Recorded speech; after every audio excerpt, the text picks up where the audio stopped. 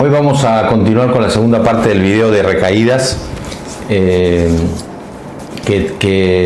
en realidad son recaídas de personas que atraviesan un problema con drogas psicoactivas y con conductas o vínculos. O sea, es para cualquier recaída de una persona que quiere evitar algo.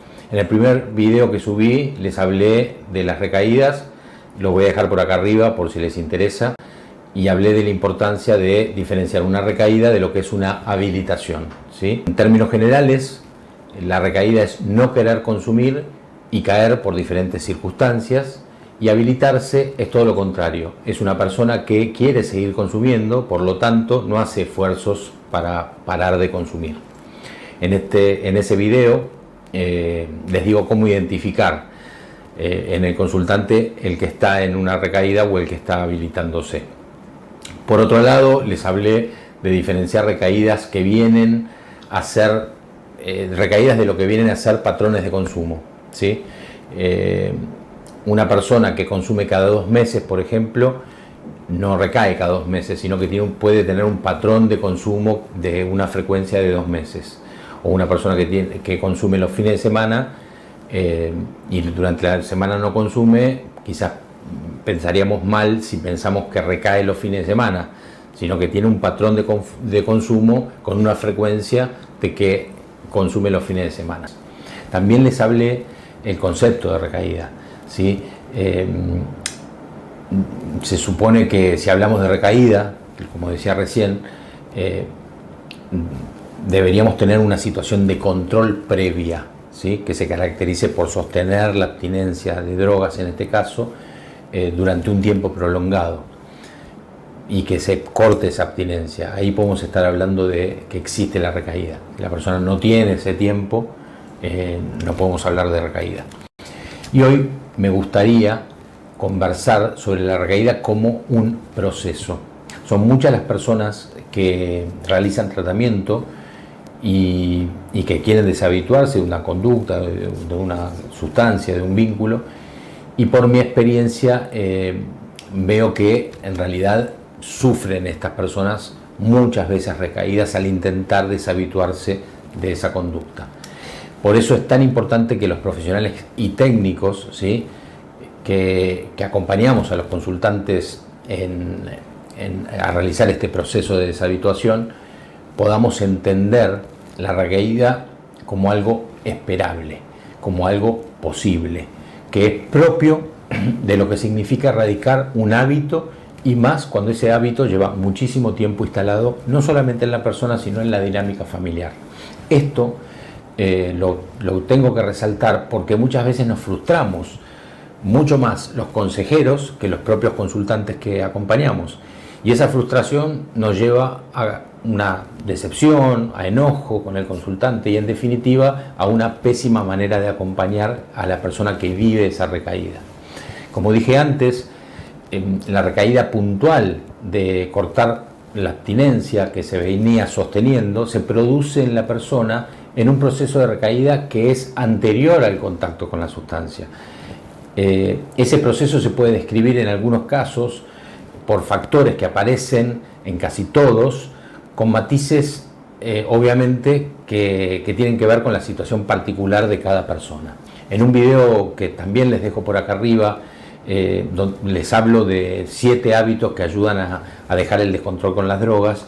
Yo ahí describo un poquito un cambio de vida sostenible que los pueda llevar a los consultantes a ordenarse para poder incorporar hábitos que son contrarios a todas aquellas conductas que están relacionadas o ligadas a una vida de abuso y de adicción que por supuesto se quiere erradicar. Cuando uno alcanza una serie de cambios que tienen que ver con una dinámica de vida ordenada, disciplinada, con el logro de alcanzar un sentido en esta vida, de perseguir un sueño, de disfrutar del equilibrio emocional producto del aprendizaje de habilidades que no nos hagan perder la sobriedad, uno se encuentra en el camino del desarrollo y de la maduración emocional, que por supuesto son necesarias para sostener ese cambio que se logra en un proceso de tratamiento, ¿no? En un proceso sostenido de tratamiento. Ahora bien, las señales de alerta están relacionadas justamente con las conductas, pensamientos y estados internos emocionales que son contrarias al equilibrio que alcanzamos en el tratamiento de nuestro conflicto de abuso y adicción. Por ejemplo, una de las señales de alerta más frecuentes son el cambio de actitud de la persona frente a su proceso de desarrollo. Cuando la persona comienza a cambiar las prioridades y antepone actividades que pueden ser laborales, de pareja, de tiempo libre, de lo que sea, frente a espacios acordados de proceso personal, la persona empieza a faltar a esos diferentes espacios propuestos, justamente consensuados en su plan de cambio, como son los grupos, las terapias individuales, la cita con el psiquiatra, la indicación de una determinada medicación, o una reunión familiar, vincular, lo que sea. Cuando empieza a faltar a su tratamiento, aparece una señal de posible recaída. También puede pasar que la persona sostiene los espacios, pero no participa activamente en ellos, ¿sí? Porque evita hablar de las cosas que va viviendo y experimentando, no dice lo que piensa, ni tampoco lo que siente. O sea, está pero no está en el tratamiento, en el proceso. Viene, pero no está interactuando, no está participando. Uno de los motivos más vistos con este cambio de prioridad en la vida de la persona se da desde el pensamiento y la creencia, errónea a mi juicio, de que la persona está bien y ya no necesita más tratamiento porque el cambio ya lo hizo, ya que dejó de hacer síntomas o dejó de vincularse con la sustancia. Si bien en algún momento la persona va a tener que finalizar su proceso puntual de tratamiento, lo recomendado siempre desde nuestra institución es que la persona continúe el proceso de desarrollo personal en un espacio por fuera de tratamiento, ya sea un grupo de psicoterapia, un espacio individual de proceso, de counseling o lo que sea que lo mantenga ejercitando lo aprendido en cuanto a identificar su estado emocional. Uno de los esquemas que se propone en un tratamiento de facilitar a las personas que lo realizan es generar un cierto encuadre que tenga que ver con la creación de valores que se contraponen a códigos que se traen de los códigos de la calle, digamos, ¿no? de la vida de abuso.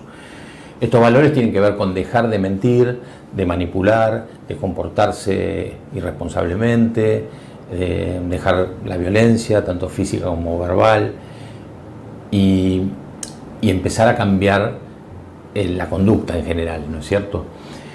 Bien, cuando uno se permite mentir, por ejemplo, aunque sea en algo pequeño,